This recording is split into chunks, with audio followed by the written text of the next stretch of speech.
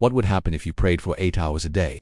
For years, John Hyde did more than pray. He groaned for revival until it shook an entire nation. He was not a man of many public sermons or headlines, but his name became a whisper among missionaries and saints. Praying Hyde. He didn't simply say prayers. He lived prayer. He breathed it. He became it.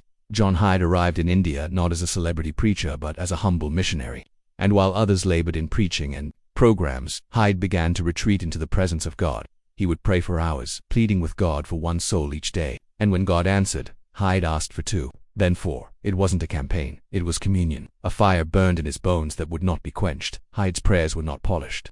They were painful. He would groan, sometimes for entire nights. Fellow missionaries testified of hearing deep cries, strange utterances, holy agony echoing from his prayer room. It was as if heaven itself bent low to listen. They feared for his health, but Hyde feared nothing except a fruitless mission. He sacrificed more than sleep. He never married. He gave up the comforts of family and a quiet life back home, and even his health deteriorated. It was said that his heart had shifted in his chest cavity, a medical phenomenon believed by some to be a result of the long hours on his knees, pressing into the floor, clutching his chest as he pleaded with God. Doctors were baffled, but Hyde understood. Revival has a cost. He chose to pay it. His spiritual burden wasn't just a moment of passion. It was a lifestyle of travail. He rarely ate more than he needed. He fasted often. He shunned praise, and still, the power followed. Revivals broke out. Meetings that were once dry and barren began to overflow with conversions, healings, and tears. Entire villages were transformed. Missionaries who had labored for years without results saw sudden breakthroughs. Hyde never claimed credit. He pointed to heaven and returned to his knees. Prayer for Hyde was not preparation for the work, it was the work. Every soul saved, every door opened, every hardened heart melted was first fought for in the secret place. While others preached, he interceded. While others slept, he wept, and God moved. One of his fellow workers once asked him how he managed such intensity. Hyde simply said, "I cannot live without prayer. If I miss one day, I lose something I cannot afford to lose."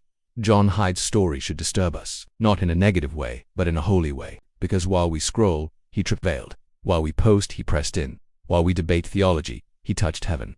And his life reminds us of one unchanging truth. Revival does not begin on platforms, it begins on knees. Hyde never sought fame. He never tried to build a ministry brand. He didn't care about recognition. What he wanted deeply, desperately, relentlessly, was for Jesus to be known and loved. He prayed until that desire became agony, and he wept until that agony became reality. Prayer must become desire, not duty. For Hyde it was not a checklist but a lifeline. He once wrote to a friend, "Unless I pray, I die." His story calls us higher, not in guilt, but in invitation. We are invited to return to our knees, not just in formality, but in fire. To pray until something shifts, until something breaks, until something is born. If John Hyde could shake a continent through prayer without social media, without microphones, and without funding, what excuse do we have? His secret was not strategy. It was surrender. Not performance, but presence. Not charisma, but consecration.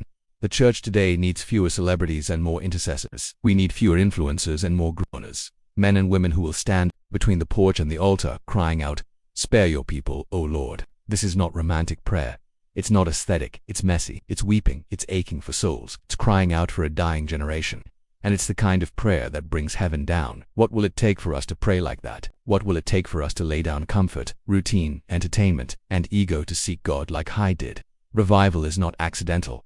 It is born in hidden places, in groaning rooms, in lonely hours, in hearts too desperate to quit. The world may never understand men like Hyde, but heaven does. And hell fears them, because the prayers of the righteous are not soft whispers, they are weapons. Hyde is gone now, but his legacy speaks, and it asks each of us one haunting question. Will you take up the mantle? Will you let God make you a man or woman of prayer?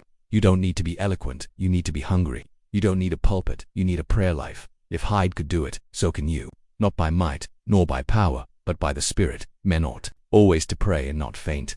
If we would revive our generation, we must first revive our knees. Lord, make us intercessors again, make us weep, make us groan, make us desperate. Amen.